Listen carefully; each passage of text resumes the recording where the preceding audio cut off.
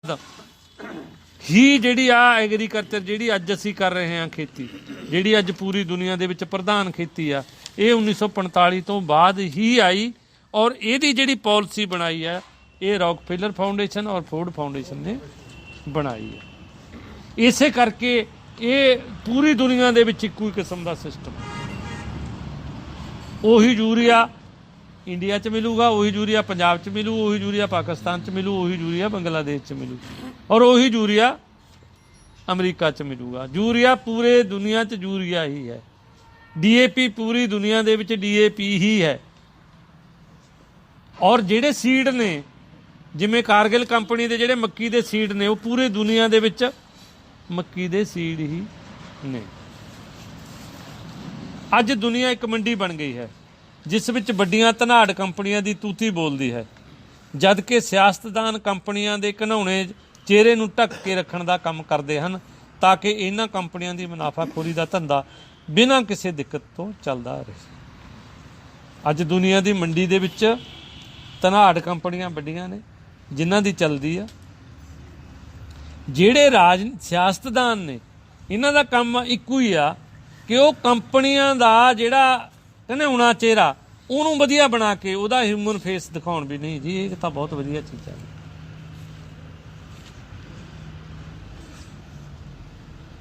ਵਿਸ਼ਵ ਬੈਂਕ ਖੇਤੀ ਵਿੱਤ ਅਤੇ ਖੇਤੀਬਾੜੀ ਬੀਮਾ ਰਿਪੋਰਟ 2 ਫਰਵਰੀ 2018 ਵਿੱਚ ਇੰਜ ਜ਼ਿਕਰ ਕੀਤਾ ਗਿਆ ਹੈ ਕਿ ਮੂਲ ਰੂਪ ਵਿੱਚ ਖੇਤੀਬਾੜੀ ਵਿੱਤ, ਖੇਤੀਬਾੜੀ ਬੀਮਾ ਅਤੇ ਖੇਤੀਬਾੜੀ ਵਿੱਤ ਨਾਲ ਜੁੜੀਆਂ ਇਕਾਈਆਂ ਲਈ ਕੰਮ ਕਰਦੀ ਹੈ। ਰਿਪੋਰਟ ਮੁਤਾਬਕ ਇਸ ਦੇ ਕਾਰਜ ਦੇ ਮੁੱਖ ਖੇਤਰ ਹਨ ਨੀਤੀ, ਰੈਗੂਲੇਟਰੀ ਮੁਦਾਲਖਤ ਮਤਲਬ ਦਖਲਅੰਦਾਜ਼ੀ ਜਿਹਨੂੰ ਆਪਾਂ ਕਹਿੰਦੇ ਹਾਂ। ਇਹ ਮੁਦਾਲਖਤ ਜਿਹੜਾ ਸ਼ਬਦ ਹੈਗਾ ਇਹ ਉਰਦੂ ਦਾ ਸ਼ਬਦ ਆ। ਖੇਤੀਬਾੜੀ ਵਿੱਚ ਵਿੱਤ, ਨੀਤੀ ਤੇ ਬੀਮਾ, ਪ੍ਰੋਡਕਟ ਵਿਕਾਸ, ਸਲਾਹ, ਖੇਤੀ ਬੀਮਾ ਆਦਿ। ਮਤਲਬ 2 ਫਰਵਰੀ 1918 ਨੂੰ ਵਿਸ਼ਵ ਬੈਂਕ ਦਾ ਜਿਹੜੀ ਇੱਕ ਰਿਪੋਰਟ ਆ ਉਹ ਇਹ ਕਹਿੰਦੀ ਆ ਕਿ ਵਿਸ਼ਵ ਬੈਂਕ ਦਾ ਕੰਮ ਆ ਖੇਤੀਬਾੜੀ ਦੇ ਵਿੱਤ ਦਾ ਪ੍ਰਬੰਧ ਕਰਨਾ, ਖੇਤੀਬਾੜੀ ਬੀਮਾ ਕਰਨਾ, ਖੇਤੀਬਾੜੀ ਦਾ ਬੀਮਾ ਕਰਨਾ, ਖੇਤੀਬਾੜੀ ਵਿੱਤ ਨਾਲ ਜੁੜੀਆਂ ਹੋਈਆਂ ਇਕਾਈਆਂ ਲਈ ਕੰਮ ਕਰਨਾ। ਇਹ ਵਿਸ਼ਵ ਬੈਂਕ ਦਾ ਪ੍ਰੋਗਰਾਮ ਆ ਜਿਹੜਾ ਸਾਡੇ ਵੀ ਜਿਹੜਾ ਹੁਣ ਇਹ ਫਸਲ ਬੀਮਾ ਯੋਜਨਾ ਆਈ ਆ ਇਹਦੇ 'ਚ ਆਪਾਂ ਇਹ ਕਹਿਣ ਦੀ ਟਰਾਈ ਕੀਤੀ ਆ ਉੱਥੇ ਜਾ ਕੇ ਉਸ ਪੁਆਇੰਟ 'ਤੇ ਕਿ ਇਹ ਵਰਲਡ ਬੈਂਕ ਦਾ ਹੀ ਪਾਲਿਸੀ ਆ, ਇਹ ਕੋਈ ਇੰਡੀਆ ਗੌਰਮੈਂਟ ਦੀ ਪਾਲਿਸੀ ਨਹੀਂ ਹੈਗੀ ਕਿਉਂਕਿ ਵਰਲਡ ਬੈਂਕ ਨੇ 2 ਫਰਵਰੀ 1918 ਨੂੰ ਇਹ ਗੱਲ ਦਾ ਆਪ ਜ਼ਿਕਰ ਕੀਤਾ ਆਪਣੀ ਰਿਪੋਰਟ ਵੀ ਸਾਡਾ ਕੰਮ ਆ। ਹਾਂਜੀ 2018 ਸੌਰੀ ਯਾਰ ਮੈਥੋਂ 1918 ਬੋਲਿਆ ਗਿਆ ਨਹੀਂ 2018 ਮਤਲਬ ਆਹੀ ਮਤਲਬ ਜਿਹੜੀ 18 ਦੀ ਲੰਘੀ ਜਾਣੇ ਸਾਲ ਪਹਿਲਾਂ ਉਹਦੀ ਇਹ ਰਿਪੋਰਟ ਦੇ ਵਿੱਚ ਜ਼ਿਕਰ ਆ ਕਿ ਸਾਡਾ ਕੰਮ ਆ ਵਿੱਤ ਦਾ ਪ੍ਰਬੰਧ ਕਰਨਾ, ਵਿੱਤੀ ਸੰਸਥਾਵਾਂ ਨਾਲ ਜੁੜ ਕੇ ਰੱਖਣਾ ਔਰ ਇਹਦੀ ਨੀਤੀ ਬਣਾਉਣਾ, ਇਹਦੇ 'ਚ ਮਤਲਬ ਮੁਖਾਲਫਤ ਇਹਦੇ 'ਚ ਦਖਲਅੰਦਾਜ਼ੀ ਕਰਨਾ। ਇਹ ਚੀਜ਼ਾਂ ਮਤਲਬ ਔਰ ਉਹਨੂੰ ਭਾਵੇਂ ਉਹ ਖੇਤੀਬਾੜੀ ਦੀ ਸਲਾਹ ਦੇ ਰੂਪ ਦੇ ਵਿੱਚ ਹੀ ਕਹਿਣ ਵੀ ਅਸੀਂ ਖੇਤੀ ਲਈ ਸਲਾਹਾਂ ਦਿੰਦੇ ਹਾਂ ਪਰ ਅਸਲ ਦੇ ਵਿੱਚ ਉਹ ਇੰਟਰਵੈਂਸ਼ਨ ਕਰਦੇ ਨੇ ਕਿਸੇ ਨਾ ਕਿਸੇ ਤਰੀਕੇ ਨਾਲ ਖੇਤੀ 'ਚ। ਦੁਨੀਆ ਦੇ ਕੁੱਲ ਅਨਾਜ ਦਾ 75 ਤੋਂ 90% ਵਪਾਰ 4 ਵੱਡੀਆਂ ਕੰਪਨੀਆਂ ਕਰਦੀਆਂ ਨੇ। ਮਤਲਬ ਹੁਣ ਤੁਸੀਂ ਇਹ ਹਿਸਾਬ ਲਾ ਲਓ ਵੀ 75 ਤੋਂ 90% ਵਪਾਰ ਆ ਜਿਹੜਾ ਮਤਲਬ 2 ਰਿਪੋਰਟਾਂ ਨੇ, ਇੱਕ ਰਿਪੋਰਟ 'ਚ 4 ਕੰਪਨੀਆਂ ਨੇ, ਇੱਕ ਰਿਪੋਰਟ 'ਚ 5 ਕੰਪਨੀਆਂ ਨੇ। ਆਪਾਂ ਦੋਨਾਂ ਰਿਪੋਰਟਾਂ ਦਾ ਹੀ ਜ਼ਿਕਰ ਕਰਤਾ ਵੀ ਤਾਂ ਕਿ ਕੋਈ ਇਹ ਨਾ ਕਹੇ 4 ਨਹੀਂ 5 ਨੇ, ਮਤਲਬ 5 ਹੋਣ ਜਾਂ 6 ਹੋਣ, ਮਤਲਬ ਇਹ ਆ ਕਿ ਸਿਰਫ ਥੋੜ੍ਹੇ ਹੀ ਕੰਪਨੀਆਂ ਨੇ ਜਿਹੜੀਆਂ 90% ਤੱਕ ਜਿਹੜਾ ਅਨਾਜ ਦਾ ਵਪਾਰ ਦੇ ਉੱਤੇ ਕੰਟਰੋਲ ਕਰਦੀਆਂ ਨੇ। ਦੁਨੀਆ ਦੇ ਕੁੱਲ ਅਨਾਜ ਦਾ 75% ਤੋਂ 90% ਵਪਾਰ 4 ਵੱਡੀਆਂ ਕੰਪਨੀਆਂ ਕਰਦੀਆਂ ਹਨ। ਅਨਾਜ ਤੇ ਇਸ ਕਦਰ ਕੰਟਰੋਲ ਦੀ ਮਿਸਾਲ ਪਹਿਲਾਂ ਕਦੇ ਨਹੀਂ ਮਿਲੀ। ਇੱਕ ਕੈਪ ਜੈਮਿਨੀ ਰਿਪੋਰਟ ਆ, ਠੀਕ ਆ। ਦੁਨੀਆ ਦੇ ਕੁੱਲ ਅਨਾਜ ਦੇ ਵਪਾਰ ਤੇ 5 ਕੰਪਨੀਆਂ ਕਾਬਜ਼ ਹਨ। ਇੰਡੀਪੈਂਡੈਂਟ UK 23 ਫਰਵਰੀ 2013 ਇਹ ਇੱਕ ਰਿਪੋਰਟ ਆ, ਇਹ 5 ਕਹਿ ਰਿਹਾ, ਇੱਕ 4 ਕਹਿ ਰਿਹਾ। ਮਤਲਬ ਇਹ ਆ ਕਿ ਕੁਛ ਕੰਪਨੀਆਂ ਨੇ ਜਿਹੜੀਆਂ ਬਹੁਤ ਹੀ ਗਿਣੀਆਂ ਚੁਣੀਆਂ ਨੇ ਉਹਨਾਂ ਦਾ ਪੂਰੇ ਵਪਾਰ ਤੇ ਕਬਜ਼ਾ। ਇਹ ਜੋ ਕੁਝ ਵਾਪਰ ਰਿਹਾ ਹੈ ਉਹ ਇਹ ਨਹੀਂ ਕਿ ਸਿਰਫ ਖੇਤੀ ਕਾਰੋਬਾਰ ਕਾਇਮ ਹੋ ਰਿਹਾ ਹੈ, ਸਗੋਂ ਖੇਤ ਤੋਂ ਥਾਲੀ ਤੱਕ ਪੂਰੀ ਖੁਰਾਕੀ ਪ੍ਰਕਿਰਿਆ ਤੇ ਏਕਾਧਿਕਾਰ ਕਾਇਮ ਕੀਤਾ ਜਾ ਰਿਹਾ ਹੈ। ਵਿਸ਼ਵ ਬੈਂਕ ਦੀਆਂ ਨੀਤੀਆਂ ਨੇ ਬਹੁਕੌਮੀ ਕੰਪਨੀਆਂ ਨੂੰ ਖੁਰਾਕ ਵਪਾਰ ਕਾਇਮ ਕਰਨ ਅਤੇ ਖੇਤੀ ਖੋਜ ਦਾ ਏਜੰਡਾ ਨਿਰਧਾਰਿਤ ਕਰਨ ਦਾ ਰਾਹ ਸਾਫ਼ ਕੀਤਾ ਤਾਂ ਕਿ ਮਨ ਮੁਆਫਕ ਵਪਾਰ ਸਮਝੌਤੇ ਅਤੇ ਖੇਤੀਬਾੜੀ ਨੀਤੀਆਂ ਅਮਲ ਵਿੱਚ ਆ ਸਕਣ। ਇਹਨਾਂ ਦੀ ਤਕਨੀਕ ਨੂੰ ਫਸਲਾਂ ਦੇ ਝਾੜ ਵਿੱਚ ਵਾਧੇ, ਗਰੀਬਾਂ ਦਾ ਢਿੱਡ ਭਰਨ ਅਤੇ ਦੁਨੀਆ ਨੂੰ ਬਚਾਉਣ ਦੇ ਵਿਗਿਆਨਕ ਹੱਲ ਵਜੋਂ ਉਭਾਰਿਆ ਜਾ ਸਕੇ। ਜਮਹੂਰੀ ਤੇ ਰੈਗੂਲੇਟਰੀ ਬੰਦਸ਼ਾਂ ਤੋਂ ਬਚ ਕੇ ਲੰਘਿਆ ਜਾ ਸਕੇ ਤੇ ਬਾਜ਼ਾਰ ਦੀ ਮੁਕਾਬਲੇਬਾਜ਼ੀ ਨੂੰ ਆਪਣੇ ਢੰਗ ਨਾਲ ਤੋੜਿਆ ਮਰੋੜਿਆ ਜਾ ਸਕੇ। ਮਤਲਬ ਭਾਵੇਂ ਇਹ ਉਹਦੇ ਤੇ ਮਲੰਮਾ ਇਹ ਚਾੜਦੇ ਨੇ, ਜਿਵੇਂ ਆਮ ਤੌਰ ਤੇ ਜਦੋਂ ਸਾਡੇ ਇਹ ਖੇਤੀ ਆਈ ਆ ਤਾਂ ਕਿਹਾ ਤਾਂ ਇਹ ਗਿਆ ਕਿ ਅਸੀਂ ਅਨਾਜ ਦੇ ਉੱਤੇ ਦੂਸਰੇ ਮੁਲਕਾਂ ਤੇ ਮਤਲਬ ਨਿਰਭਰ ਸੀ, ਅਸੀਂ PL 480 ਦੇ ਤਹਿਤ ਕਣਕ ਮੰਗਾਉਂਦੇ ਸੀ। ਲੇਕਿਨ ਜੇ ਅੱਜ ਵੀ ਦੇਖੀਏ ਤਾਂ ਅੱਜ ਅਸੀਂ ਕਣਕ ਨਹੀਂ ਮੰਗਾਉਂਦੇ, ਅੱਜ ਅਸੀਂ ਦਾਲਾਂ ਮੰਗਾਉਣ ਲੱਗ ਗਏ। ਅੱਜ ਅਸੀਂ ਕਣਕ ਨਹੀਂ ਮੰਗਾਉਂਦੇ, ਅਸੀਂ ਖਾਣ ਤੇਲ। ਮਤਲਬ ਜਿਨ੍ਹਾਂ ਚੀਜ਼ਾਂ ਦੇ ਵਿੱਚ ਹਿੰਦੁਸਤਾਨ ਦੀ ਖੇਤੀ ਆਤਮ ਨਿਰਭਰ ਸੀ, ਉਹਨਾਂ ਖੇਤਰਾਂ ਦੇ ਵਿੱਚ ਅੱਜ ਉਹ ਦੂਜਿਆਂ ਤੇ ਨਿਰਭਰ ਹੋ ਗਈ। ਜਿਨ੍ਹਾਂ ਖੇਤਰਾਂ ਦੇ ਵਿੱਚ ਉਹ ਦੂਜਿਆਂ ਤੇ ਨਿਰਭਰ ਸੀ, ਉਹਨਾਂ ਖੇਤਰਾਂ ਦੇ ਵਿੱਚ ਉਹ ਆਤਮ ਨਿਰਭਰ ਹੋ ਗਈ। ਫਰਕ ਤਾਂ ਕੋਈ ਨਾ ਪਿਆ। ਮਤਲਬ ਜੇ ਅਸੀਂ ਕਣਕ ਨਹੀਂ ਲੈਂਦੇ, ਹੁਣ ਅਸੀਂ ਦਾਲਾਂ ਲੈਣ ਲੱਗ ਗਏ। ਜੇ ਅਸੀਂ ਚੌਲ ਨਹੀਂ ਲੈਂਦੇ, ਹੁਣ ਅਸੀਂ ਖਾਣ ਵਾਲੇ ਤੇਲ ਲੈਣ ਲੱਗ ਗਏ। ਇਹਦਾ ਮਤਲਬ ਤੇਲ ਬੀਜਾਂ ਦਾ ਜਿਹੜਾ ਸਾਡਾ ਰਕਬਾ ਇਹ ਹੋ ਕਿਉਂ ਗਿਆ? ਇਸ ਕਰਕੇ ਹੋ ਗਿਆ ਕਿ ਤੇਲ ਬੀਜਾਂ ਦਾ ਰਕਬਾ ਘਟ ਗਿਆ, ਉਹ ਰਕਬੇ ਨੂੰ ਅਸੀਂ ਕਣਕ ਚੌਲਾਂ ਥੱਲੇ ਲੈ ਆਏ। ਦਾਲਾਂ ਦਾ ਰਕਬਾ ਘਟ ਗਿਆ, ਉਸ ਰਕਬੇ ਨੂੰ ਅਸੀਂ ਕਣਕ ਚੌਲਾਂ ਦੇ ਉਸ ਦੇ ਮਤਲਬ ਰਕਬੇ ਦੇ ਵਿੱਚ ਲੈ ਆਏ। ਮਤਲਬ ਗੱਲ ਤਾਂ ਉਹੀ ਆ ਵੀ ਪਹਿਲਾਂ ਕੋਈ ਚੀਜ਼ਾਂ ਮੰਗਾਉਂਦੇ ਸੀ, ਹੁਣ ਕੋਈ ਚੀਜ਼ਾਂ ਮੰਗਾ ਰਹੇ ਆ। ਪਰ ਇੰਪਰੈਸ਼ਨ ਇਹ ਆ ਜਿਹੜਾ ਆਮ ਰੂਪ 'ਚ ਕਿਹਾ ਜਾ ਰਿਹਾ ਵੀ ਇਹ ਪਾਲਿਸੀ ਤਾਂ ਲੈ ਕੇ ਆਏ ਕਿਉਂਕਿ ਲੋਕ ਤਾਂ ਭੁੱਖੇ ਮਰਦੇ ਸੀ। ਪਰ ਜੇ ਰੀਅਲ ਦੇ ਵਿੱਚ ਦੇਖਿਆ ਜਾਵੇ, ਅੱਜ ਵੀ 40% ਹਿੰਦੁਸਤਾਨ ਦੇ ਲੋਕ ਨੇ ਜਿਹੜੇ ਉਹਨਾਂ ਨੂੰ 2 ਡੰਗ ਦੀ ਰੋਟੀ, 2 ਡੰਗ ਦਾ ਖਾਣਾ, ਢਿੱਡ ਭਰਨ ਜੋਕਰਾ ਵੀ ਨਸੀਬ ਨਹੀਂ ਹੋ ਰਿਹਾ। ਕਿੰਨਾ? 40% ਨੂੰ। ਇਹਦਾ ਮਤਲਬ ਜੇ 40% ਨੂੰ, ਤਾਂ ਫਿਰ ਇਸ ਖੇਤੀ ਦਾ ਕੋਈ ਫਾਇਦਾ ਨਾ ਹੋਇਆ। ਜਿਹੜਾ 1860 ਦਾ ਬੰਗਾਲ ਦਾ ਅਕਾਲ ਸੀ, ਉਹ ਕਿਹਾ ਇਹ ਗਿਆ ਕਿ ਬੰਗਾਲ ਦੇ ਵਿੱਚ ਅਕਾਲ ਆ ਗਿਆ ਕਿਉਂਕਿ ਅਨਾਜ ਨਹੀਂ ਹੋਇਆ। ਪਰ ਕਿਸੇ ਨੇ ਇਸ ਗੱਲ ਦੀ ਜਾਣਕਾਰੀ ਨਹੀਂ ਦਿੱਤੀ ਕਿ ਕ੍ਰੈਸ਼ ਕ੍ਰੌਪ ਬਜਾਉਣ ਕਰਕੇ ਅਨਾਜ ਦਾ ਰਕਬਾ ਬੰਗਾਲ ਦੇ ਵਿੱਚ ਘਟਿਆ, ਜਿਹਦੇ ਕਰਕੇ ਅਨਾਜ ਦੀ ਪੈਦਾਵਾਰ ਘਟੀ। ਮਤਲਬ ਅੰਗਰੇਜ਼ਾਂ ਨੇ ਨੀਲ ਦੀ ਖੇਤੀ ਕਰਾਉਣੀ ਸ਼ੁਰੂ ਕਰਤੀ, ਜਿਹਨੂੰ ਆਪਾਂ ਕੱਪੜਿਆਂ ਨੂੰ ਦਿੰਦੇ ਹਾਂ ਲਾਜਵਰ ਕਹਿ ਦਿੰਦੇ ਹਾਂ। ਮਤਲਬ ਕਈ ਵਾਰੀ ਨੀਲ ਦੀ ਖੇਤੀ, ਕਈ ਵਾਰੀ ਕੋਈ ਇਹ ਇੰਪਰੈਸ਼ਨ ਵਗ ਜਾਂਦਾ ਵੀ ਕੋਈ ਨੀਲ ਫਸਲ ਨਾ ਹੋਵੇ। ਮਤਲਬ ਲਾਜਵਰ ਦੀ ਖੇਤੀ ਕਰਵਾਈ, ਜੂਟ ਦੀ ਖੇਤੀ ਕਰਵਾਈ ਤਾਂ ਕਿ ਬਾਰਦਾਨੇ ਦਾ ਪ੍ਰਬੰਧ ਹੋ ਸਕੇ। ਔਰ ਉਹ ਰਕਬਾ ਜਿਹੜਾ ਪਹਿਲਾਂ ਅਨਾਜ ਥੱਲੇ ਸੀ, ਉਹ ਜੂਟ ਥੱਲੇ ਔਰ ਨੀਲ ਥੱਲੇ ਚਲਾ ਗਿਆ। ਹੁਣ ਜਦੋਂ ਰਕਬਾ ਹੀ ਘਟ ਗਿਆ, ਮਤਲਬ ਫਸਲ ਤਾਂ ਘਟੂਗੀ। ਇਸ ਕਰਕੇ ਕੀ ਹੋਇਆ? ਬੰਗਾਲ ਦਾ ਅਕਾਲ ਆ ਗਿਆ ਔਰ ਉਹਨੂੰ ਇਸ ਰੂਪ ਦੇ ਵਿੱਚ ਭੰਨਾਇਆ ਗਿਆ ਕਿ ਜਿਹੜੀ ਇਹ ਖੇਤੀ ਲਿਆਂਦੀ ਆ, ਇਹ ਤਾਂ ਉਹ ਅਕਾਲ ਦੂਰ ਕਰਨ ਲਈ ਲਿਆਂਦੀ ਆ। ਅੱਜ ਸਥਿਤੀ ਇਹ ਆ ਕਿ ਅਨਾਜ ਵਾਫਰ ਪਿਆ, ਅਨਾਜ ਸੜ ਰਿਹਾ ਔਰ ਉਹਨੂੰ ਸਾਂਭਿਆ ਨਹੀਂ ਜਾ ਰਿਹਾ। ਔਰ 40% ਲੋਕ ਨੇ ਜਿਹੜੇ ਉਹ ਭੁੱਖੇ ਢਿੱਡ, ਅਗਰ ਜੇ ਕੋਈ 4 ਜਾਏ ਕਿਸੇ ਵੀ ਆਮ ਧੰਦੇ ਦੀ ਤਰ੍ਹਾਂ ਲੈਂਦੀ ਹੈ। ਹਾਲਾਂਕਿ ਖੇਤੀਬਾੜੀ ਨੂੰ ਇੱਕ ਅਜਿਹੀ ਸਨਅਤ ਤਸਲੀਮ ਕੀਤਾ ਜਾ ਸਕਦਾ ਹੈ ਜੋ ਕੁਦਰਤ ਵੱਲੋਂ ਦਿੱਤੀ ਮੱਧਮ ਊਰਜਾ, ਸੂਰਜੀ ਕਿਰਨਾਂ ਤੇ ਜ਼ਮੀਨ ਸਹਾਰੇ ਚੱਲਦੀ ਹੈ, ਜਦਕਿ ਕਾਰਪੋਰੇਟ ਸਨਅਤ ਉੱਚ ਊਰਜਾ, ਡੀਜ਼ਲ, ਪੈਟਰੋਲ ਤੇ ਗੈਸ ਆਦਿ ਪਥਰਾਟੀ ਇੰਧਨ ਸਹਾਰੇ ਚੱਲਦੀ ਹੈ। ਮਤਲਬ ਅੱਜ ਪੂਰੀ ਦੀ ਪੂਰੀ ਦੁਨੀਆ ਦੀ ਖੇਤੀ ਆ ਜਿਹੜੀ ਉਹ ਸਨਅਤਾਂ ਦੇ ਉੱਤੇ ਨਿਰਭਰ ਹੋ ਗਈ। ਅੱਜ ਜੇ DAP ਨਹੀਂ ਮਿਲਦਾ, ਯੂਰੀਆ ਨਹੀਂ ਮਿਲਦਾ, ਪੈਸਟੀਸਾਈਡ, ਇਨਸੈਕਟੀਸਾਈਡ, ਵੀਡੀਸਾਈਡ ਨਹੀਂ ਮਿਲਦੇ, ਅੱਜ ਜੇ ਖੇਤੀ ਮਸ਼ੀਨਰੀ ਨਹੀਂ ਮਿਲਦੀ, ਖੇਤੀ ਸੰਦ ਨਹੀਂ ਮਿਲਦੇ, ਇਹਦਾ ਮਤਲਬ ਦੁਨੀਆ ਦੀ ਖੇਤੀ ਚੱਲ ਨਹੀਂ ਸਕਦੀ। ਇਹਦਾ ਮਤਲਬ ਅੱਜ ਜਿਹੜੀ ਸਾਡੀ ਸੈਲਫ ਸਫੀਸ਼ੀਐਂਟ ਖੇਤੀ ਸੀ ਉਹ ਮਤਲਬ ਫੈਕਟਰੀਆਂ ਦੇ ਉੱਪਰ, ਸਨਅਤ ਦੇ ਉੱਪਰ ਔਰ ਉਦਯੋਗਾਂ ਦੇ ਉੱਪਰ ਨਿਰਭਰ ਹੋ ਚੁੱਕੀ ਹੈ। ਲੇਕਿਨ ਇੱਕ ਗੱਲ ਆ ਜੇ ਇਹਨੂੰ ਅਸੀਂ ਆਪਣੇ ਤੌਰ ਦੇ ਵਿੱਚ ਦੇਖਣਾ ਤਾਂ ਇਹਨੂੰ ਦੋ ਚੀਜ਼ਾਂ ਦੇ ਇਸ ਰੂਪ ਦੇ ਵਿੱਚ ਵੀ ਸਮਝਿਆ ਜਾ ਸਕਦਾ ਕਿ ਇੱਕ ਉਹ ਸੈਕਟਰ ਆ ਜਿਹੜਾ ਕੁਦਰਤ ਦੀ ਊਰਜਾ ਨਾਲ ਚੱਲਦਾ, ਯਾਨੀ ਖੇਤੀ ਨੂੰ ਊਰਜਾ ਕਿੱਥੋਂ ਮਿਲਦੀ ਆ? ਸੂਰਜ ਤੋਂ ਔਰ ਜ਼ਮੀਨ ਤੋਂ।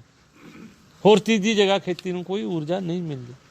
ਜਦੋਂ ਕੋਈ ਜਿੰਨੀ ਵੀ ਸਨਅਤ ਆ ਉਹ ਸਾਰੀ ਡੀਜ਼ਲ ਤੋਂ ਊਰਜਾ ਲੈਂਦੀ ਆ, ਪੈਟਰੋਲ ਤੋਂ ਊਰਜਾ ਲੈਂਦੀ ਆ, ਗੈਸ ਤੋਂ ਊਰਜਾ ਲੈਂਦੀ ਆ, ਜਾਂ ਬਿਜਲੀ ਤੋਂ, ਮਤਲਬ ਜਿਹਨੂੰ ਆਪਾਂ ਇਹ ਕਹਿੰਦੇ ਆ ਕਿ ਜਿਹੜੇ ਮਤਲਬ ਮੁੜ ਬਲਣਯੋਗ ਪਦਾਰਥ ਨਹੀਂ ਹੈਗੇ ਉਹਨਾਂ ਤੋਂ ਹੀ ਊਰਜਾ ਲੈਂਦੀ ਹੈ। ਇਹਦਾ ਕੀ ਮਤਲਬ ਆ? ਇਹਦਾ ਇੱਥੇ ਦਰਜ ਕਰਨ ਦਾ ਮਤਲਬ ਇਹ ਆ ਕਿ ਜਿਹੜੀਆਂ ਚੀਜ਼ਾਂ ਡੀਜ਼ਲ, ਪੈਟਰੋਲ, ਗੈਸ ਜਾਂ ਮਤਲਬ ਮੁੜ ਬਲਣਯੋਗ, ਨਾ ਬਲਣਯੋਗ ਪਦਾਰਥਾਂ ਤੋਂ ਊਰਜਾ ਲੈਂਦੇ ਨੇ ਉਹ ਪੋਲਿਊਸ਼ਨ ਫੈਲਾਉਣ ਵਾਲੇ ਨੇ। ਜਿਹੜੀ ਜ਼ਮੀਨ ਔਰ ਸੂਰਜ ਤੋਂ ਊਰਜਾ ਲੈਣ ਵਾਲੀ ਚੀਜ਼ ਆ ਉਹ ਪੋਲਿਊਸ਼ਨ ਫੈਲਾਉਣ ਵਾਲਾ ਅਦਾਰਾ ਨਹੀਂ ਹੈਗਾ। ਇੱਥੇ ਇਹਦਾ ਦੇਣ ਦਾ ਮਤਲਬ ਇਹ ਆ। ਕਾਰਪੋਰੇਟ ਸੈਕਟਰ ਨੇ ਹਰੀ ਕ੍ਰਾਂਤੀ ਰਾਹੀਂ ਦੁਨੀਆ ਭਰ ਦੇ ਖੇਤੀਬਾੜੀ ਸੈਕਟਰ 'ਤੇ ਕਬਜ਼ਾ ਜਮਾ ਲਿਆ ਹੈ ਅਤੇ ਇਹ ਹਰੀ ਕ੍ਰਾਂਤੀ ਕਿਸਾਨ ਭਾਈਚਾਰੇ ਲਈ ਸ਼ਾਹ ਕ੍ਰਾਂਤੀ ਸਾਬਤ ਹੋਈ ਹੈ, ਜਿਸ ਨੇ ਰਸਾਇਣਾਂ ਦੀ ਇਹ ਯਾਰ ਆਪਾਂ ਨੇ ਮਾਨ ਇੱਕ ਉਹ ਕੀਤਾ ਸੀ ਯਾਰ ਇਹਨੂੰ ਜਿਹੜਾ ਕੀ ਇਹਨੂੰ ਜਿਹੜਾ ਅਨੁਵਾਦ ਇਹਨਾਂ ਨੇ ਸ਼ਾਹ ਕ੍ਰਾਂਤੀ ਲਿਖਿਆ ਨਾ, ਮਤਲਬ ਸ਼ਾਇਦ ਇਹਦੇ ਯਾਰ ਇੱਕ ਇਦੋਂ ਵੀ ਵਧੀਆ ਵਰਡ ਆ, ਕੋਈ ਭਾਲਦੇ ਆਪਾਂ ਉਹ ਪਾ ਲਾਂਗੇ। ਨਹੀਂ ਗਰੇ, ਇੱਥੇ ਤਾਂ ਜਿਹੜਾ ਅੰਗਰੇਜ਼ੀ ਵਰਡ ਆ ਗਰੇ ਰੈਗੂਲੇਸ਼ਨ ਅੰਗਰੇਜ਼ੀ ਜਿਨ ਸਾਬਤ ਹੋਈ ਹੈ, ਜਿਸ ਨੇ ਰਸਾਇਣਾਂ ਦੀ ਵਰਤੋਂ ਰਾਹੀਂ ਭੂਮੀ ਤੇ ਇਨਸਾਨੀ ਸਿਹਤ ਮਲੀਆਮੇਟ ਕਰਕੇ ਰੱਖ ਦਿੱਤੀ ਹੈ ਤੇ ਦੂਜੇ ਪਾਸੇ ਇਹ ਖੇਤੀ ਕਾਰੋਬਾਰੀ ਕੰਪਨੀਆਂ ਲਈ ਲੋਭੀ ਇਨਕਲਾਬ ਸਾਬਤ ਹੋਈ ਹੈ। ਸਾਡੇ ਲਈ ਤਾਂ ਇਹ ਕੁਛ ਹੋਰ ਬਣ ਗਈ, ਕੰਪਨੀਆਂ ਲਈ ਇਹ ਕੁਛ ਹੋਰ ਬਣ ਗਈ। ਬਰਤਾਨੀਆ ਦੀ ਕੌਮੀ ਕਿਸਾਨ ਯੂਨੀਅਨ NFU ਦੇ ਅੰਕੜਿਆਂ ਮੁਤਾਬਕ ਦੇਸ਼ ਦੇ ਕਿਸਾਨਾਂ ਨੂੰ 2016 ਵਿੱਚ 17.8 ਅਰਬ ਪਾਉਂਡ ਦਾ ਕਰਜ਼ ਚੁੱਕਣਾ ਪਿਆ ਸੀ। ਮਤਲਬ ਦੁਨੀਆ ਦੀ ਖੇਤੀ ਦੀ ਕੀ ਕੰਡੀਸ਼ਨ ਇੱਥੇ ਆ, ਮਤਲਬ ਬਰਤਾਨੀਆ ਦੀ ਜਿਹੜੀ ਕਿਸਾਨ ਯੂਨੀਅਨ ਆ ਉਹਦੇ ਮੁਤਾਬਕ 2016 'ਚ 17.8 ਅਰਬ ਡਾਲਰ ਪਾਉਂਡ ਦਾ ਕਰਜ਼ ਚੁੱਕਣਾ ਪਿਆ ਸੀ। ਅਮਰੀਕਾ ਦੇ ਕਿਸਾਨਾਂ ਦੀ ਆਮਦਨ 2013 ਦੇ ਪੱਧਰ ਨਾਲੋਂ 35% ਘਟਦੀ ਚਲੀ ਜਾ ਰਹੀ ਹੈ। ਇਹ USDA ਦੀ ਰਿਪੋਰਟ ਆ। ਹੁਣੇ ਜਿਹੇ ਰਾਸ਼ਟਰਪਤੀ ਵੱਲੋਂ ਕਿਸਾਨਾਂ ਨੂੰ 12 ਅਰਬ ਡਾਲਰ ਦੀ ਇਮਦਾਦ ਦੇਣ ਦੀ ਪੇਸ਼ ਕੀਤੀ ਜਾ ਰਹੀ ਹੈ। ਕੰਪਨੀਆਂ ਦੀ ਖਾਹਿਸ਼ ਹੈ ਕਿ ਜਾਂ ਤਾਂ ਛੋਟੇ ਤੇ ਦਰਮਿਆਨੇ ਕਿਸਾਨ ਵੱਡੀ ਕਿਸਾਨੀ ਵਿੱਚ ਆ ਜਾਣ ਜਾਂ ਫਿਰ ਖੇਤੀ 'ਚੋਂ ਬਾਹਰ ਨਿਕਲ ਜਾਣ। ਮਤਲਬ ਕੰਪਨੀਆਂ ਇਹ ਚਾਹੁੰਦੀਆਂ ਨੇ ਵੀ ਜਾਂ ਤਾਂ ਛੋਟੇ ਨੇ ਜਿਹੜੇ ਜਾਂ ਦਰਮਿਆਨੇ ਨੇ, ਜਾਂ ਤਾਂ ਇਹ ਆਪਣੇ ਆਪ ਨੂੰ ਵੱਡੇ ਕਿਸਾਨ ਸਾਬਤ ਕਰ ਲੈਣ ਜਾਂ ਪਾਸੇ ਹੋ ਜਾਣ। ਚੇਤੇ ਕਰਾਇਆ ਜਾਂਦਾ ਹੈ ਕਿ 1990 ਵਿੱਚ ਕੌਮਾਂਤਰੀ ਮਾਲੀ ਫੰਡ ਤੇ ਵਿਸ਼ਵ ਬੈਂਕ ਨੇ ਭਾਰਤ ਨੂੰ 90 ਅਰਬ ਡਾਲਰ ਕਰਜ਼ਾ ਦੇਣ ਬਦਲੇ ਲੱਖਾਂ ਕਿਸਾਨਾਂ ਨੂੰ ਖੇਤੀਬਾੜੀ ਵਿੱਚੋਂ ਬਾਹਰ ਕੱਢਣ ਲਈ ਸਿਸਕੇਰਿਆ ਸੀ। ਭਾਰਤ ਨੂੰ ਸਰਕਾਰੀ ਤੌਰ ਤੇ ਬੀਜ ਮੁਹੱਈਆ ਕਰਾਉਣ ਦੀ ਵਿਵਸਥਾ ਖਤਮ ਕਰਨ, ਸਬਸਿਡੀਆਂ ਘਟਾਉਣ ਅਤੇ ਖੇਤੀਬਾੜੀ ਲਈ ਸਰਕਾਰੀ ਇਦਾਰੇ ਬੰਦ ਕਰਨ ਦੀ ਸਾਫ਼ ਤਾਕੀਦ ਸੀ ਤੇ ਨਾਲ ਹੀ ਕੈਸ਼ ਕਰਾਪਸ ਦੀ ਕਾਸ਼ਤ ਲਈ ਪੈਸਾ ਦਿੱਤਾ ਗਿਆ ਤਾਂ ਕਿ ਵਿਦੇਸ਼ੀ ਮੁਦਰਾ ਕਮਾਈ ਜਾ ਸਕੇ।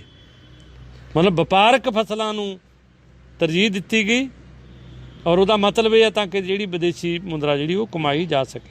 ਭਾਰਤ ਵਿੱਚ ਹਰੀ ਕ੍ਰਾਂਤੀ ਦੀ ਸ਼ੁਰੂਆਤ ਵੀ ਕੁਝ ਫਸਲਾਂ, ਸ਼ੁਰੂ ਵਿੱਚ ਕਣਕ ਤੇ ਝੋਨਾ ਤੇ ਬਾਅਦ ਵਿੱਚ ਦਾਲਾਂ ਆਦਿ ਲਈ ਘੱਟੋ ਘੱਟ ਸਮਰਥਨ ਮੁੱਲ ਦੀ ਮਿੱਠੀ ਗੋਲੀ ਵਿੱਚ ਲਪੇਟ ਕੇ ਕਰਵਾਈ ਗਈ ਸੀ, ਪਰ ਕੈਸ਼ ਕਰਾਪਸ ਤਾਂ ਪਹਿਲਾਂ ਤੋਂ ਹੀ ਮੌਜੂਦ ਸਨ। ਘੱਟੋ ਘੱਟ ਸਮਰਥਨ ਮੁੱਲ MSP ਨੂੰ ਖੇਤੀ ਜਿਣਸਾਂ ਦੀ ਖਰੀਦ ਲਈ ਲਾਜ਼ਮੀ ਤੇ ਖੇਤੀ ਪੈਦਾਵਾਰ ਵਧਾਉਣ ਲਈ ਕਿਸਾਨਾਂ ਨੂੰ ਪ੍ਰੇਰਕ ਦੇ ਤੌਰ ਤੇ ਪੇਸ਼ ਕੀਤਾ ਗਿਆ। MSP ਤਾਂ ਦਿੱਤੀ ਗਈ ਆ ਤਾਂ ਕਿ ਲੋਕ ਨੇ ਜਿਹੜੀਆਂ ਫਸਲਾਂ ਉਹ ਬਜਾਉਣਾ ਚਾਹੁੰਦੇ ਨੇ ਉਹ ਬੀਜਣ। 1990 ਤੋਂ ਲੈ ਕੇ ਭਾਰਤ ਸਰਕਾਰ ਨੇ ਕੌਮੀ ਕਿਸਾਨ ਕਮਿਸ਼ਨ ਦੀਆਂ ਸਾਰੀਆਂ ਸਿਫਾਰਸ਼ਾਂ ਦੀ ਅਣਦੇਖੀ ਕਰਦਿਆਂ ਖੇਤੀ ਕਾਰੋਬਾਰ ਕੰਪਨੀਆਂ ਲਈ ਰਾਹ ਮੋਕਲੇ ਕੀਤੇ ਹਨ। ਕਮਿਸ਼ਨ ਨੇ ਜ਼ਰਖੇਜ਼ ਜ਼ਮੀਨ ਤੇ ਜੰਗਲ, ਗੈਰ ਖੇਤੀ ਮੰਤਵਾਂ ਲਈ ਕਾਰਪੋਰੇਟ ਸੈਕਟਰ ਨੂੰ ਨਾ ਸੌਂਪਣ, ਕੌਮੀ ਵਰਤੋਂ ਸਲਾਹਕਾਰੀ ਸੇਵਾ ਜੋ ਜ਼ਮੀਨ ਦੀ ਵਰਤੋਂ ਬਾਰੇ ਫੈਸਲਿਆਂ ਨੂੰ ਵਾਤਾਵਰਨ, ਮੌਸਮੀ ਤੇ ਬਾਜ਼ਾਰੀ ਕਾਰਕਾਂ ਨਾਲ ਜੋੜ ਮੇਲ ਕੇ ਬਾਚ ਸਕੇ ਕਾਇਮ ਕਰਨ ਦੇ ਸੁਝਾਅ ਦਿੱਤੇ ਸਨ। ਜਿੰਨੇ ਵੀ ਖੇਤੀ ਕਮਿਸ਼ਨ ਆਪਣਾ ਜਿੰਨਾ ਵੀ ਖੇਤੀ ਕਮਿਸ਼ਨ ਦੀਆਂ ਸਿਫਾਰਸ਼ਾਂ ਹੋਈਆਂ, ਉਹ ਸਾਰੀਆਂ ਸਿਫਾਰਸ਼ਾਂ ਨੂੰ ਸਰਕਾਰ ਨੇ ਦਰਕਿਨਾਰ ਕਰਤਾ, ਜਿਹਦੇ ਵਿੱਚ ਉਹਨਾਂ ਨੇ ਇਹ ਕਿਹਾ ਸੀ ਵੀ ਮਤਲਬ ਖੇਤੀ ਦੀ ਵਾਲੀ ਜ਼ਮੀਨ ਆ ਜਿਹੜੀ ਇਹ ਗੈਰ ਖੇਤੀ ਮੰਤਵਾਂ ਲਈ ਕਾਰਪੋਰੇਟ ਸੈਕਟਰ ਨੂੰ ਦਿੱਤੀ ਨਾ ਜਾਵੇ। ਹੁਣ ਤਾਂ ਇਹਨਾਂ ਨੇ ਜੰਗਲ ਵੀ ਕੰਪਨੀਆਂ ਨੂੰ ਦੇਣਾ ਸ਼ੁਰੂ ਕਰਤਾ ਵੀ ਜਿਹੜੇ ਜੰਗਲ ਨੇ ਉਹ ਕੰਪਨੀਆਂ ਨੂੰ ਦਿਓ। ਔਰ ਜਿਹੜੀ ਮਤਲਬ ਇਹ ਹੈ ਕਿ ਗਊਚਰ ਭੂਮੀ ਆ ਉਹ ਤਾਂ ਕਰੀਬ ਕਰੀਬ ਇਹਨਾਂ ਨੇ ਮਤਲਬ ਰਿਕਾਰਡ 'ਚੋਂ ਕੱਢ ਰਹੇ ਨੇ ਹੁਣ, ਕਿਉਂਕਿ ਉਸ ਮੀਟਿੰਗ ਦੇ ਵਿੱਚ ਇੱਕ ਸਵਾਲ ਇਹ ਵੀ ਆਇਆ ਸੀ ਕਿ ਗਊਆਂ ਬਾਰੇ ਕੀ ਕੀਤਾ ਜਾਵੇ, ਕਿਉਂਕਿ ਕੁਛ ਕਿਸਾਨਾਂ ਨੇ ਸਮੱਸਿਆ ਰੱਖੀ ਸੀ ਕਿ ਗਊਆਂ ਜਾਂ ਅਵਾਰਾ ਪਸ਼ੂ ਨੇ ਜਿਹੜੇ ਉਹ ਬਹੁਤ ਤੰਗ ਕਰਦੇ ਨੇ, ਕਿਸਾਨ ਰਾਤ ਨੂੰ ਸੌਂ ਵੀ ਨਹੀਂ ਸਕਦੇ। ਉਹਦੇ 'ਚ ਜਦੋਂ ਮੇਰੀ ਵਾਰੀ ਆਈ ਮੈਂ ਉਹਨਾਂ ਨੂੰ ਕਿਹਾ ਵੀ ਦੇਖੋ ਗਾਈਆਂ ਜਿੰਨਾ ਸਾਡਾ ਹੱਕ ਆ ਇੱਥੇ ਰਹਿਣ ਦਾ, ਉਨੀ ਜੀਵ ਜੰਤੂਆਂ ਦਾ ਹੱਕ ਵੀ ਇੱਥੇ ਰਹਿਣ ਦਾ, ਠੀਕ। ਜਿੱਥੋਂ ਤੱਕ ਅਵਾਰਾ ਗਊਆਂ ਦਾ ਸੰਬੰਧ ਆ, ਇਹ ਗੱਲ ਸੋਚੋ ਵੀ ਗਊਆਂ ਅਵਾਰਾ ਕਿਉਂ ਹੋਈਆਂ ਔਰ ਕਦੋਂ ਹੋਈਆਂ। ਇਹਦੇ 'ਚ ਮੈਂ ਕਿਹਾ ਵੀ ਸਾਡਾ ਮਤ ਇਹ ਆ ਕਿ ਗਊਆਂ ਅਵਾਰਾ ਉਦੋਂ ਹੋਈਆਂ ਜਦੋਂ ਖੇਤੀ ਚਰ ਭੂਮੀ ਜਿਹੜੀ ਗਊਚਰ ਭੂਮੀ ਆ ਉਹ ਇਹਨਾਂ ਨੇ ਇੱਧਰ ਉੱਧਰ ਕਰਤੀ। ਪਹਿਲਾਂ ਕਿਸਾਨ ਗਊ ਕਿਉਂ ਰੱਖਦਾ ਸੀ, ਉਹਨੂੰ ਭਾਵੇਂ ਉਹ 5 ਲੀਟਰ ਹੀ ਦੁੱਧ ਦਿੰਦੀ ਸੀ, ਕਿਉਂਕਿ ਉਹ ਗਾਂ ਸੀ ਜਿਹੜੀ ਉਹ ਚਰ ਕੇ ਆਉਂਦੀ ਸੀ, ਚਰ ਕੇ ਆ ਕੇ ਕਿਸਾਨ ਉਹਨੂੰ ਬੰਨ੍ਹ ਲੈਂਦਾ ਸੀ, ਔਰ ਜਿਹੜਾ 2 ਲੀਟਰ 4 ਲੀਟਰ ਜਿਹੜਾ ਦਿੰਦੀ ਸੀ ਉਹ ਫਾਇਦੇ ਦੀ ਸੀ, ਗੋਬਰ ਸੀ ਜਿਹੜਾ ਉਹ ਵੀ ਫਾਇਦੇ ਦਾ ਸੀ, ਉਹਦੇ ਨਾਲ ਉਹਦੀ ਖੇਤੀ ਚੱਲਦੀ ਸੀ।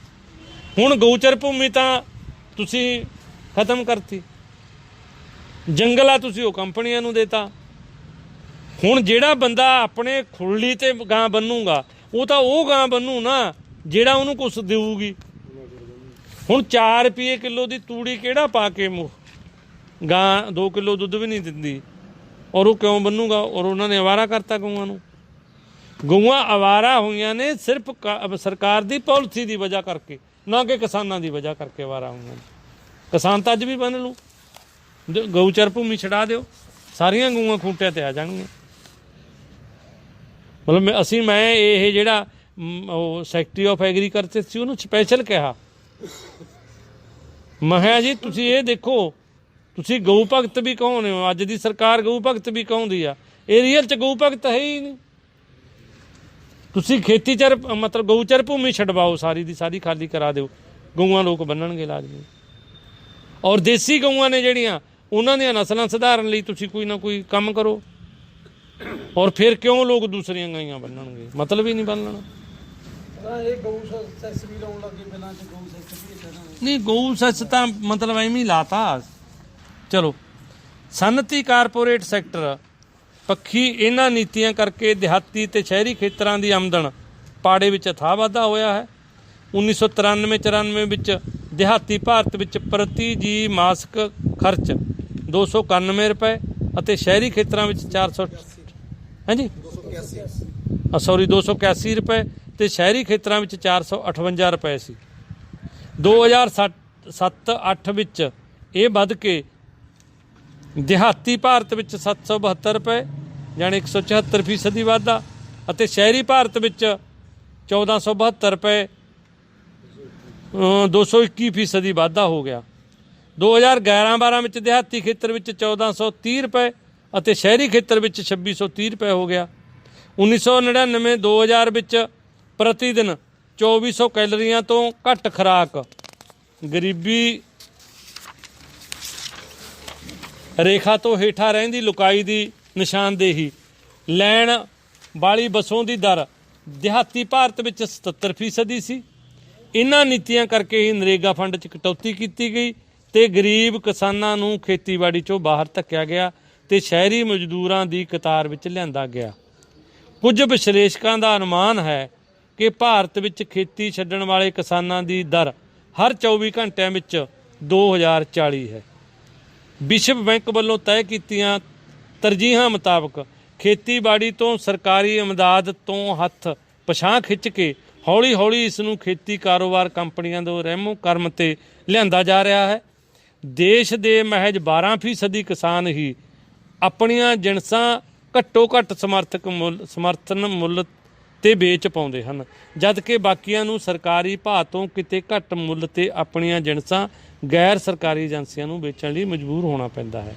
ਲਿਹਾਜ਼ਾ ਹੁਣ ਜਦੋਂ ਕਾਰਪੋਰੇਟ ਸੈਕਟਰ ਦਾ ਪੂਰਾ ਤਾਣ ਕਿਸਾਨਾਂ ਨੂੰ ਖੇਤੀ 'ਚੋਂ ਖਦੇੜਨ 'ਤੇ ਲੱਗਿਆ ਹੋਇਆ ਹੈ ਤਾਂ MSP ਤੇ ਸਾਹ ਸਤਹੀਣ ਪ੍ਰਬੰਧ ਦਾ ਵੀ ਮੁਕੰਮਲ ਭੋਗ ਪਾਉਣ ਦੀਆਂ ਕੋਸ਼ਿਸ਼ਾਂ ਚੱਲ ਰਹੀਆਂ ਹਨ।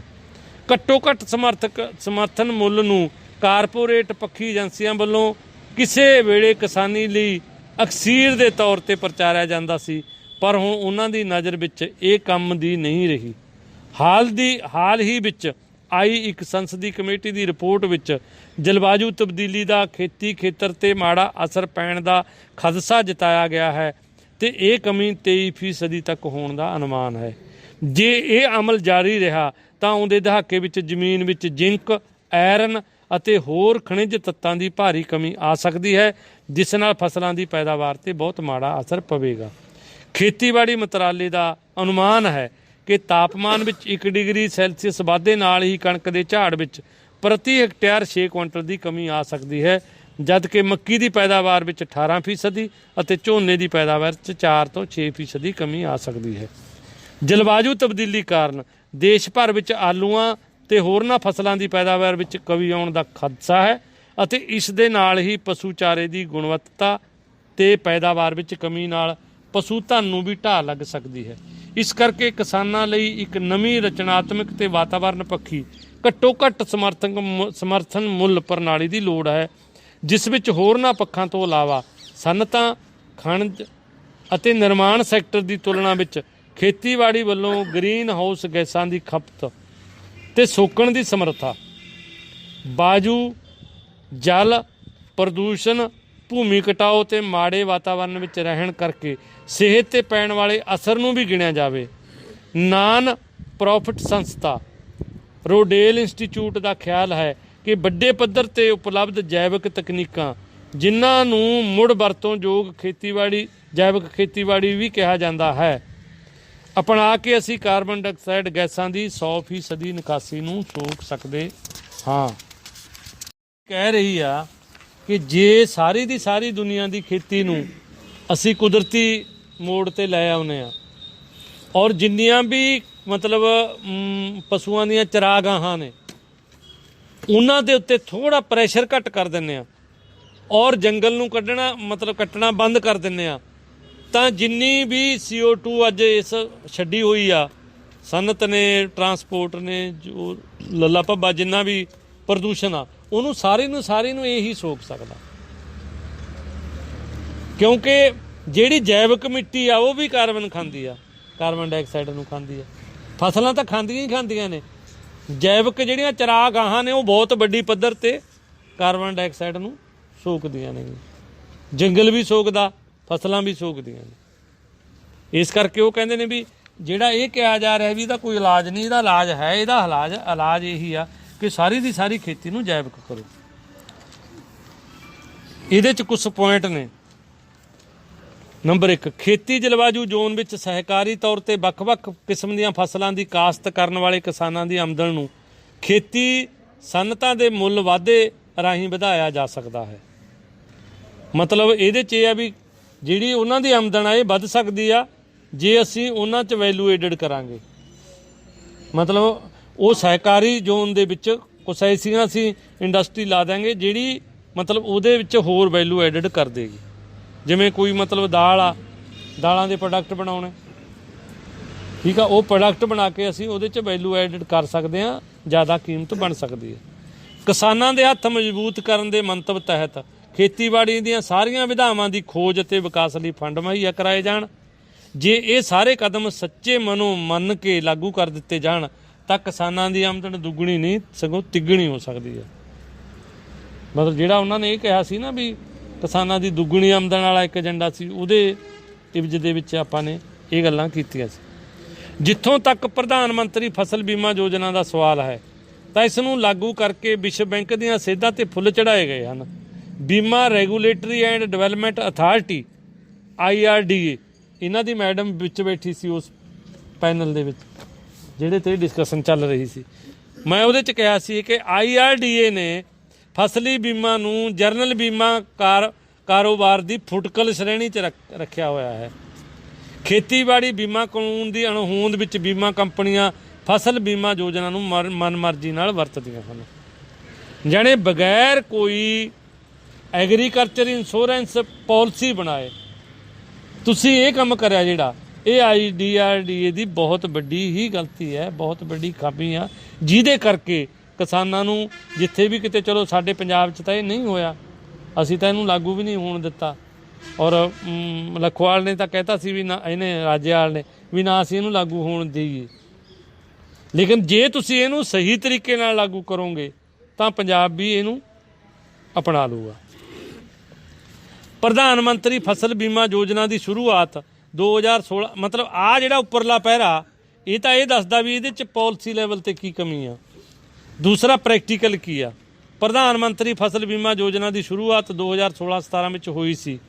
ਪਹਿਲੇ ਸਾਲ 5,72,17,159 ਕਿਸਾਨਾਂ ਨੇ ਬੀਮਾ ਕਰਾਇਆ ਸੀ, ਜਿਨ੍ਹਾਂ ਵਿੱਚ 4,35,52,715 ਕਰਜ਼ਾ ਲੈਣ ਵਾਲੇ ਕਿਸਾਨ ਸਨ ਅਤੇ 1,36,64,447 ਕਰਜ਼ ਰਹਿਤ ਕਿਸਾਨ ਸ਼ਾਮਲ ਸਨ।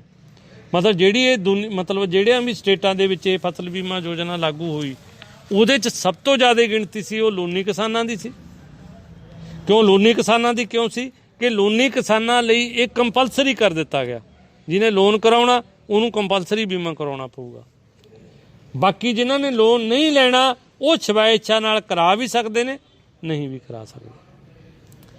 ਅਗਲੇ ਸਾਲ ਮਤਲਬ ਇਹ 16-17 ਦੀ ਪੋਜੀਸ਼ਨ ਸੀ ਇੰਨੀ, ਅਗਲੇ ਸਾਲ ਭਾਵ 2017-18 ਦੌਰਾਨ 84 ਲੱਖ ਤੋਂ ਜ਼ਿਆਦਾ ਕਿਸਾਨਾਂ ਨੇ ਫਸਲੀ ਬੀਮੇ ਤੋਂ ਕਿਨਾਰਾ ਕਰ ਲਿਆ ਸੀ, ਜੋ ਕੁੱਲ ਬੀਮਾ ਕਰਵਾਉਣ ਵਾਲੇ ਕਿਸਾਨਾਂ ਦਾ 15% ਹਿੱਸਾ ਬਣਦੇ ਹਨ, ਜਿਨ੍ਹਾਂ ਵਿੱਚ 68.31 ਲੱਖ ਕਿਸਾਨ ਮੱਧ ਪ੍ਰਦੇਸ਼, ਉੱਤਰ ਪ੍ਰਦੇਸ਼, ਮਹਾਰਾਸ਼ਟਰ ਅਤੇ ਰਾਜਸਥਾਨ ਤੋਂ ਸਨ। ਮਤਲਬ ਇਹ ਉਹ ਏਰੀਏ ਨੇ ਜਿੱਥੇ BJP ਦਾ ਰਾਜ ਚੱਲਦਾ ਸੀ ਉਹਨਾਂ ਦਿਨਾਂ 'ਚ।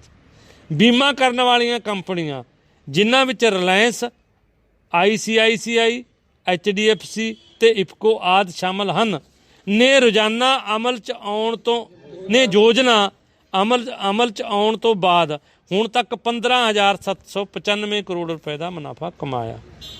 ਇਸ ਯੋਜਨਾ ਤਹਿਤ ਕਰਜ਼ਾ ਲੈਣ ਵਾਲੇ ਕਿਸਾਨਾਂ ਨੂੰ ਮਜਬੂਰਨ ਫਸਲੀ ਬੀਮਾ ਲੈਣਾ ਪੈਂਦਾ ਹੈ। ਦਾ ਹਿੰਦੂ 14/11/2018। ਜਦ ਕਿ ਬੀਮਾ ਇੱਛਕ ਹੁੰਦਾ ਹੈ। ਆਪਾਂ ਨੇ ਇਹ ਗੱਲ ਉੱਥੇ ਰੱਖੀ ਸੀ ਕਿ ਬੀਮਾ ਜਿਹੜਾ ਇਹ ਇੱਛਕ ਹੁੰਦਾ ਹੈ, ਕੰਪਲਸਰੀ ਨਹੀਂ ਹੁੰਦਾ। ਜਲਵਾਯੂ ਤਬਦੀਲੀ ਦੇ ਅਸਰ ਕਰਕੇ ਫਸਲੀ ਝਾੜ ਤੇ ਪੈਣ ਵਾਲੇ ਨੁਕਸਾਨ ਨੂੰ ਵੀ ਬੀਮੇ ਵਿੱਚ ਗਿਣਿਆ ਜਾਵੇ।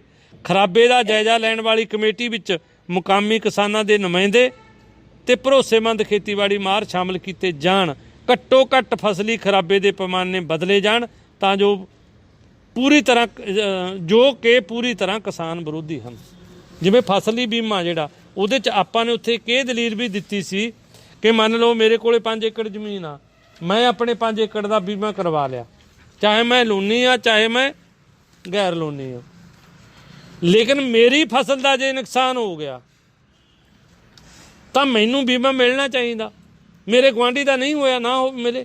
ਹੁਣ ਇਹਨਾਂ ਨੇ ਫਾਰਮੂਲਾ ਇਹਦੇ 'ਚ ਬੀਮੇ 'ਚ ਵੀ ਉਹ ਪੁਰਾਣਾ ਲੱਖ ਰੱਖਿਆ ਕਿ ਪਿੰਡ ਨੂੰ ਇਕਾਈ ਮੰਨ ਲਿਆ, ਪਿੰਡ ਨੂੰ ਇਕਾਈ ਮੰਨ ਕੇ ਜੇ 75% ਪਿੰਡ ਦਾ ਨੁਕਸਾਨ ਹੋ ਗਿਆ ਤਾਂ ਮਿਲੂਗਾ, ਨਹੀਂ ਮਿਲਦਾ ਨਹੀਂ। ਉਹਨਾਂ ਨੂੰ ਕਿਹਾ ਵੀ ਜਿਹੜਾ ਪਸ਼ੂਆਂ ਦਾ ਬੀਮਾ ਹੁੰਦਾ, 10 ਪਸ਼ੂਆਂ ਦਾ ਬੀਮਾ ਹੋ ਗਿਆ, ਉਹਦੇ 'ਚ ਇੱਕ ਮਰ ਗਿਆ, ਹੁਣ ਜੇ ਤੁਸੀਂ ਕਹੋ ਜੇ 8 ਮਰਨਗੇ ਤਾਂ ਦੇਵਾਂਗੇ, ਫਿਰ ਅਗਲਾ ਕਿਉਂ ਬੀਮਾ ਕਰਵਾਊ? ਤੁਸੀਂ ਉਹ ਕੰਮ ਖੇਤੀ 'ਤੇ ਕਰੀ ਜਾਂਦੇ ਹੋ। ਇਹਦੇ 'ਚ ਆਪਾਂ ਕਿਹਾ ਸੀ ਵੀ ਜਿਹੜਾ ਕੁਦਰਤੀ ਮਾਰ ਆ ਇਹਦੇ ਲਈ ਤਾਂ ਕੰਪਨਸੇਸ਼ਨ ਹੋਵੇ। ਜਿਹੜੀ ਕੁਦਰਤੀ ਮਾਰ ਆ, ਕੋਈ ਗੜੇਮਾਰੀ ਹੋ ਗਈ, ਕੋਈ ਫਲੱਡਿੰਗ ਆ ਗਈ, ਕੋਈ ਸੋਕਾ ਪੈ ਗਿਆ, ਕੋਈ ਕਲਾਈਮੇਟ ਕਰਕੇ ਕੋਈ ਪ੍ਰੋਬਲਮ ਆ ਗਈ, ਇਹਦੇ ਲਈ ਜਿਹੜਾ ਕੰਪਨਸੇਸ਼ਨ ਦੇਵੇ, ਸਰਕਾਰ ਦੇਵੇ। ਜਿਹੜਾ ਬੀਮਾ ਉਹ ਕਿਸੇ ਤਰੀਕੇ ਨਾਲ ਫਸਲ ਦਾ ਕੋਈ ਨੁਕਸਾਨ ਹੁੰਦਾ, ਔਰ ਬੀਮੇ ਦੇ ਵਿੱਚ ਤੁਸੀਂ ਜਿਹੜੇ ਜੰਗਲੀ ਜਾਨਵਰ ਖਰਾਬ ਕਰਦੇ ਨੇ ਉਹਨਾਂ ਨੂੰ ਵੀ ਐਡ ਨਹੀਂ ਕਰਦੇ, ਅਵਾਰਾ ਪਸ਼ੂ ਖਰਾਬ ਕਰ ਦਿੰਦੇ ਨੇ ਇਹਨਾਂ ਨੂੰ ਵੀ ਤੁਸੀਂ ਐਡ ਨਹੀਂ ਕਰਦੇ, ਕਲਾਈਮੇਟ ਚੇਂਜ ਕਰਕੇ ਝਾੜ ਘਟ ਗਿਆ ਇਹਨੂੰ ਵੀ ਤੁਸੀਂ ਐਡ ਨਹੀਂ ਕਰਦੇ, ਵੀ ਇਹ ਚੀਜ਼ਾਂ ਤਾਂ ਐਡ ਹੋਣੀਆਂ ਚਾਹੀਦੀਆਂ ਨੇ। ਇਸ ਕਰਕੇ ਇਹ ਜਿਹੜਾ ਡਾਕੂਮੈਂਟ ਸੀ ਆਪਾਂ